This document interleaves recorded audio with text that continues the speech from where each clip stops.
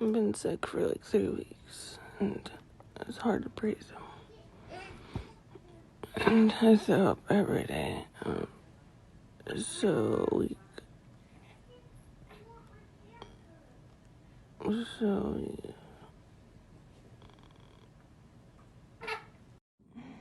I had twins 4 weeks ago. I went to my midwife 2.5 weeks ago. This was like the second time I told her that I couldn't breathe properly and felt like something was wrong. He told me I need to go on anxiety medicine and that I was tripping. So it just kept getting worse. So I came to the hospital and they told me I had a blood clot in my lung and postpartum cardiomyopathy. I had postpartum heart failure. My heart's only working at 15% when it should be between 50 and 70%. I'm in the hospital fighting for my life by myself because of the pandemic. They won't let anybody be in here with me. I feel let down. I told my midwife something was wrong and she just told me that I had bad anxiety. I don't know what to do.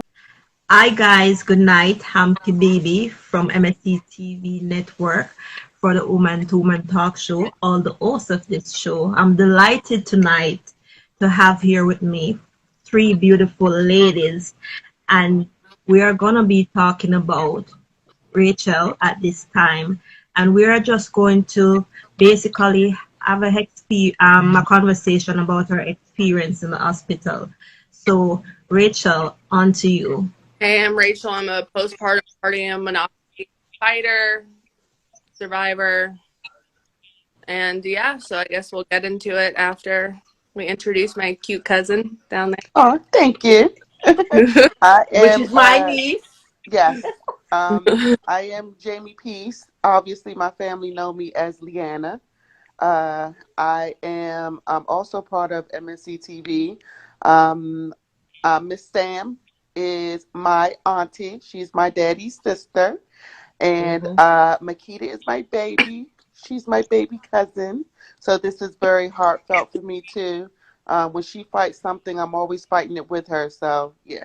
True, true, true. And everybody know who I am. Big Mouth, Miss Sam, Pinky, whatever you want to call me.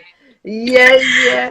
So, I'm gonna have Kabibi and Leanna lead and ask the question. I'm just gonna kind of sit back as the mother. If I need to inject, I will inject.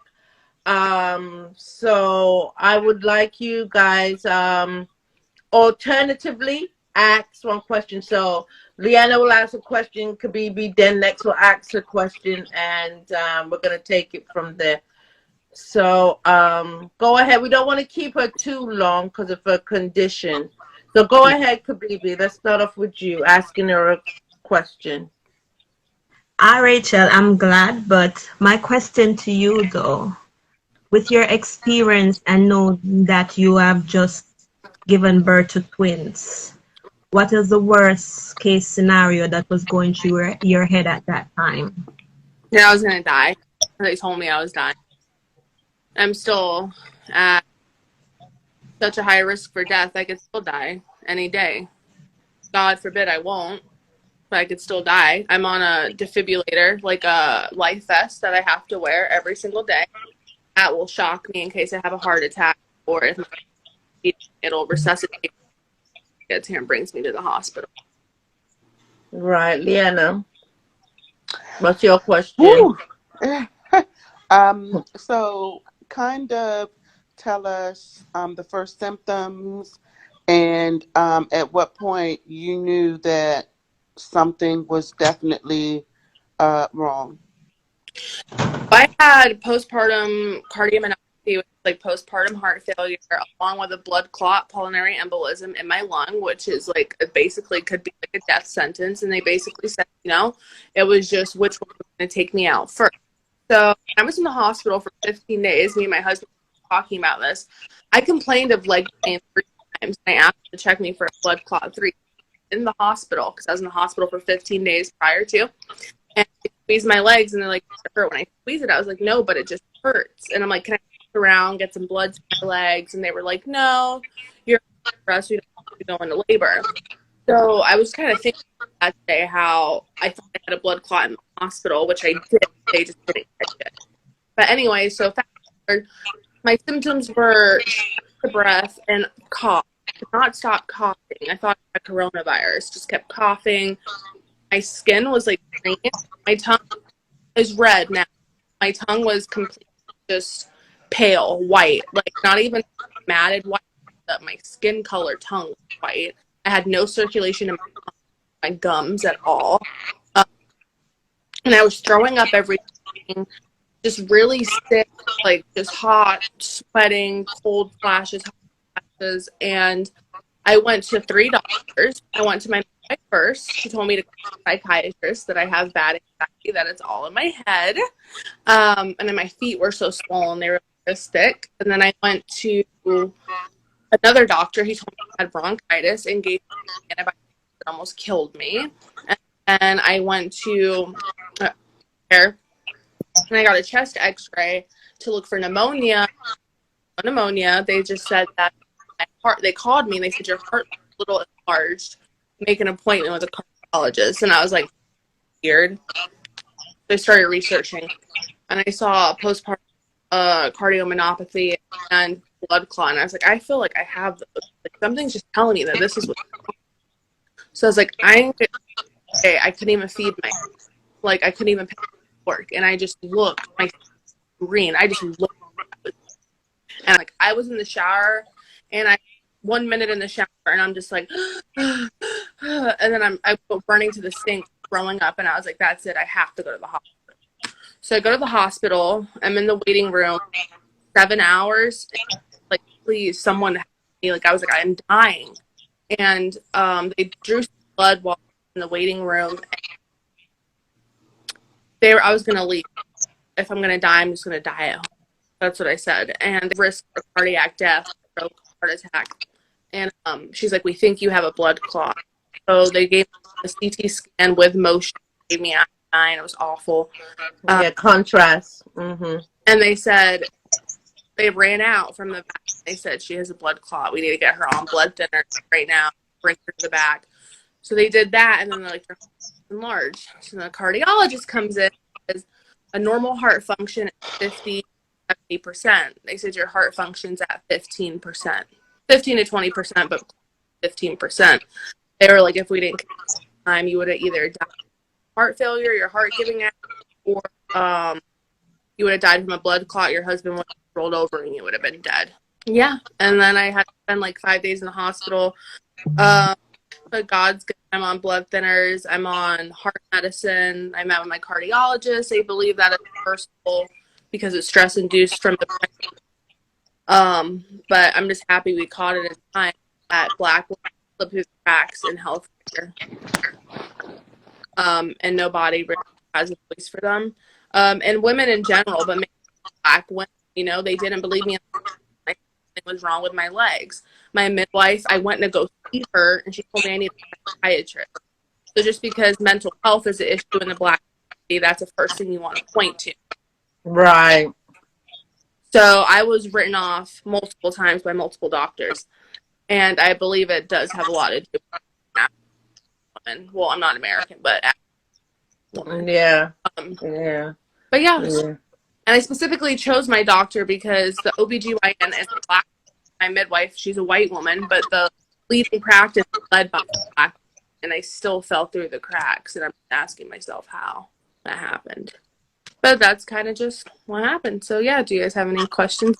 So to me, this has been happening to a lot of minorities with their pregnancy, that they are going through something medically that needs to be looked into, and they're just fanned off. Mm-hmm. And that is not acceptable. Everybody's just focused on the coronavirus. Nobody's focused on anything else. Mm-hmm. Nothing else matters beside the coronavirus, those numbers and all that. Mm-hmm. And I understand, because I was on the phone with you when you was in the waiting room before you got the results, and nobody even brought her a cup of water. The parking attendant outside, God bless her, she saw me sitting there crying, and I was just like, I'm dying. And she went to the vending machine and spent her tip money, didn't ask me for $1, went to go get me a bottle of water and brought me a throw-up bag and sat with me until my husband got there. Wow. God bless her. That probably was part of saving your life too. You know what I mean? So Yeah. how many hours were you in the waiting room? 7 hours, but there was a 9-hour wait time. They said that was the busiest the hospital has ever been. It's because they had 500 new COVID cases admitted to the hospital that day. Wow. So when you got the results of that you had a blood clot, what was going through your mind? I knew something was wrong. And then the audacity for my midwife to show up to the hospital the next day unannounced and abuse her privilege to find out where I was and just walk in my room. They're not accepting visitors, but because she had a WellStar badge, she thought she could abuse her privilege, walk in there and tell me that I'm still being dramatic. I find that a little bit intimidating. A lot in women collaborate on that because it's getting me pissed off because she abused her power. She fucked up. See, that just made my heart. Language. She fucked up. Could have caused my daughter to die, and then she's gonna walk in there. What did she plan to do? Well, I hope that she watches this because she's gonna watch it because we need a license number. Yeah. We need corporate number. Brought me a bottle of Fiji water because that's what I drank when I was pregnant. I'd never drank the water, by the way. Too spiritual for that. Don't want anything from you. But her daughter sent me crystals because me and her daughter are really cool because she was my massage therapist. Shout out to her daughter. Her daughter did a really good job. But she was just like, I thought we were done with the drama. And I'm just like, I'm looking at her like, are you fucking serious? So you're half there dying near death's door, could smell death. Because you told me you could smell death. And and she's gonna somebody take over the conversation. Kabibi, have something important, Leanna, please. I'm kind of intrigued by this though, because knowing that she has been working with you over the time, your pregnancy and everything, and knowing that you're going through something, you were Irish at that time, I guess. So she knows everything that you're going through. And then she shows up and try to intimidate you like that, but you're still going on with this. What action are you planning to take against them at this time? I've called lawyers. They can't help me.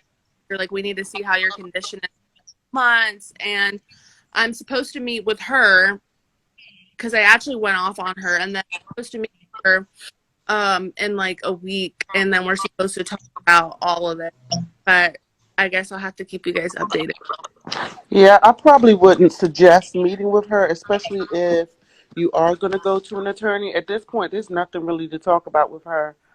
She has completely abused her. I mean, she took an oath. You know what I mean? She knows what she just completely messed up. So there's really nothing to talk about. She can't. And she was one of the best midwives because I had to pay out of pocket no insurance that money could buy, and I spent thousands of dollars because it was a high risk pregnancy just to ensure that this wouldn't happen. Yeah, that's what I paid for. I paid so that this would not happen. If my heart was going to fail, it was going to fail. If my body couldn't handle it, it was going to fail. But it's a matter of when my heart's at 15%. If we caught it in the hospital, it would probably be at like 40, 30%. But no, because we caught it just in time, so I didn't die. But we caught it late enough to where I'm fucked up for a couple months. Not to mention my there's a month. My question is not to you, Rachel. Miss Sam, at this time you were there on the phone with her, and you're in the hospital thing. How often do you see these cases and stuff like this? Well, I wasn't too much aware of all of this happening to minority women, but since this has happened to my daughter, I know my daughter has joined a support group, right? And there's a lot of Black women and mixed race women, Spanish women, that have gone through similar things and slipped through the crack. Now, my thing is that we have to come together and make people, especially professional people, take accountability and Exactly. responsibility for not doing their job effectively and efficiently. Because guess Right. what, folks? If we don't, there's somebody else that's going to die. You Yeah. understand what I mean? ER, my midwife, I said, I'm going to the ER. She was like, I would avoid the ER at all possible costs.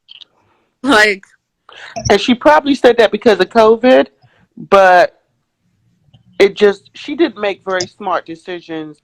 And I don't think that she handled your life the way that she should have. I do have a question now. yeah. Can you elaborate on, you have an awesome husband, Jay? Jesse, Hmm. and who I love so much because he takes great care of my baby. So elaborate on how this also affected him, watching his wife basically almost slip away. He, when they told him I had a clock first. They didn't even tell me first. He was walking. He went to go throw something away, and she's like, it came back. And he just like was walking with tears in his eyes, dripping down his face. And I was like, okay, I knew something was wrong. I have a blood clot. And he just grabbed me and just started crying, and very upset. Like, very upset. He texted Rightfully his mom, so. can you come up here? And mom flew in, like, she was here the next morning. Mary. Shout out to Mary. I have a really good mother-in-law, too. Yeah, shout out to Mary for being there for And my daughter. Pick up your damn self in Florida, Orlando. we talk every day about it. He told me he's still scared, but he literally I have to have someone in the bathroom with me while I take a shower because I have to take my life vest off. So he has to sit there while I shower. You know, he has to carry everything. I can't carry car seat. I have to get a certain amount of rest. So he's up feeding the babies at night. He's changing them because I can't do much. He's bringing Liz to gymnastics, bringing her to school, cleaning the house because I can't climb the stairs, so I can't even go upstairs to be in Olivia's room. So going up there, cleaning their room, doing the laundry, just doing everything. He's literally everything. Yeah, he's my Superman. I was glad that I had time to fly out. My first time flying out to Atlanta. Had to be there for my baby girl. And when I saw her, I'm trying not to No, cry. When I saw her the first time, I was really, really nervous because she was so weak. Even though she was discharged out of hospital, she was not at this point here. And I had to be strong for her and for him and for my grandkids. It was rough. It was rough. But after the course of a few days being there, she got a little bit better. She was on an oxygen tank the first day I went. So I almost dropped to the floor. And I was paranoid. I laid with her in the bed and I had to be literally watching her. I made she would peek over like, and I'd be like, damn, I'm fine. I'm fine. Can I sleep? Like, damn. Like, Yeah, that's I scary. was nervous, girl. I was nervous. Rightfully so. When people are like in hospice and they talk about Yeah. like the death, like before Yeah. you die. So that's what I was making at home with Jay. I was going like this in my sleep every night. The last like 4 days in my sleep. And it was because of all the fluid in my lungs and the blood clot in my lungs. So they put me on a water pill, and I've lost 15 pounds in 5 days, and all that fluid was in my. And that's crazy to me. I was literally underwater. Yeah, yeah. But, My question, prayer works and God is in control. And we say life more abundantly and everything. And Bibi had a question, Sam. Hmm? Bibi had a question. My Oh, go ahead, question to Kabibi. you, Rachel. I'm here. I'm trying to swap everything Yeah. that you have gone through. I know. How does this change your life with your family, your kids, Mm-hmm. in general? How does this change your life, and how different I used to be do obsessed you think with of doing things? I used to be obsessed with working and making money. I thought I could just buy anything. You know, I wasn't cocky or anything like that, but like I just like was obsessed with working. Like cared about working money. Now money can't buy health at all. Like Amen. buy it. And you know, like every moment, like you know, Lizzie would always ask me to color, and I would color and them and stuff like that. We would go to the park, you know, go to the lake, like very active with them. But I would still be working a lot. It would be like once or twice a week, you know, to hang out with them and be working up till 4 in the morning, like obsessed with working. And I would just be like, oh, I can't color right now, or I can't do this right now. Now I'm like, yes, I can. Or now, like just like small things, like every single small thing I want to be a part of, every small thing. Um, and just like with like Jay, onto like a small little article last night, I got angry at him, and I don't want to do that ever again. There's a chance I might not wake up. God forbid, you know. Just like I don't want to be angry, you know. I don't want to be angry at anyone. Anyone who's ever hurt me, like I've forgiven them. You know, my dad, my younger sister told him that I was dying, and he was like, call her. That was almost a week ago from him, and he has my phone number. And, you know, I was there for him last year in a time of need, and you know, he heard that I was on me, and instead of being angry, you know, I was really upset about it a day. But instead of being angry, I forgive him because one day he's gonna need Yeah. it. And the And love I probably will be there right. because that's And let me. So one thing you know about Makita is that my baby is a warrior. Okay, like yeah. you know, and to see her in a place where she was scared and I could see it and I could feel it. You know, talking to her on FaceTime and stuff, I had to hold myself together because I was like, if she's scared of all people, like I'm worried, but I can't let her know that. I just have to, you know, keep on praying. So, you know, she is such a very, very, very, very strong individual. I know that this situation really, really took a toll on her. You know what I mean? So these doctors out here, you know, when they make mistakes or whatever have you, I don't think that they really understand how they affect the patient and all the people that are around them. You know what I mean? Her life is very precious to us. It might not be to them, but it is very precious to us. And so, you know, it's really hurtful that she was dismissed the way that she was dismissed. It really bothers Right. us. And Yeah. because of such low heart function, like I was told by 6 doctors, like it should be my choice, my body, my choice, but I can't have any more kids. I can't even go on birth control because birth control can cause blood clots. I can't go on birth control. I can't have any more kids. So my husband, he has to go get a vasectomy. He was getting one anyway, but now he has to. It should have been his choice. You know, not that he has to go get one. You know what Right. I'm saying? And just like everything's just like different. Like I have to make small lifestyle changes. I can't eat anything with sodium, no salt, no jerk chicken, no stew peas and rice, nothing. I can't eat nothing. Right.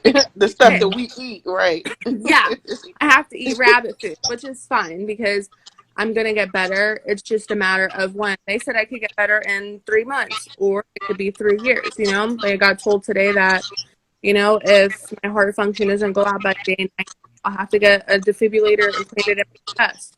You know, and this is all at the hands of someone missing. Because if my heart was gonna fail, it was gonna fail. But it's just the time of everything. You know, if we would have caught it a little bit earlier, you know, I wouldn't be having to wear this life vest and this and that. So, but like, let's get back to the original question. I don't live like I'm dying, but every day I'm just grateful. I look outside and the trees look different. The grass looks Yeah. different, Yeah. you know? Yeah. And like Sam was saying, the smell of death, I'll never forget it. It smells like someone ironed clothes.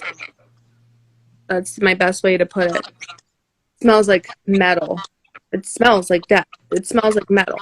I'll never forget this smell. And it's crazy though, but my intuition came back really, really strong. Stronger than before. But just the smell, that smell, I'll never forget. I smelt it for days and I kept saying, what's that smell? And Jay, what are you talking about? I'm like, what's that? Yeah. But I was smelling like my lungs drowning, my heart fake. Yeah. So just everything, I just like everything's so different. Like all I want to do is spend time with my kids and my husband, and like nothing else really matters. Yeah, you're not taking anything for granted anymore. You have a different perspective of life, and And you know what's we're crazy? grateful. The whole time, like my dogs knew. They knew I was dying. Yeah, so that's their way of getting your attention. It's crazy. Like they were acting crazy. And it was because I was sick. Yeah. Well, to God be the glory, great things he has done. We thank God that, you got the help to a certain point and you're still here with us. You're one of our actress and directors of MSE TV Network representing Atlanta. Atlanta, baby. So you can watch her in Cinderella movie. She and her husband Jay and everything. I'd like everybody to subscribe on YouTube, and this story will be out by a few hours or by tomorrow. I'm gonna edit and do my thing. I appreciate everybody taking part of Woman to Woman Talk Show, and I guess we'll have another update in a couple of weeks. We'd like to have an update with you and see your progress. Do you guys have any more questions before we go? I know MSE TV Network crew, the whole global, worldwide, have been praying for you. Thanks. I need it every day. Thank you so much for doing the interview, bringing awareness to this, because I don't think that a lot of people really know. Yeah. Are my twins sleeping? Yeah, I'm on the internet, but I'll call you after. I'll have to put a picture at the end. Yeah, so everybody can see. I must say thank you, sis, for just being here. Yeah. And His son, I said thank you for prayer. I heard his prayer. Oh, my son prayed. Yes. He prayed. he prayed, and I really appreciate you taking the time out, because I know you're sick, your kids, your husband, and stuff like that. Being here and telling us your story. I hope to God that you get well soon. Love you, appreciate you, and can't wait to do this again. Yeah, definitely. Yeah.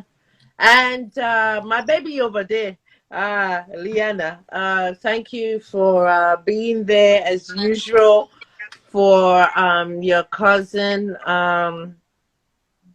We love you and we appreciate you. Thank you for being there for me, keeping me going so I don't lose my mind. Yes. So we appreciate everything, and welcome to Woman. So Liana is going to be a regular host of Woman to Woman, and I'm hoping to include Rachel.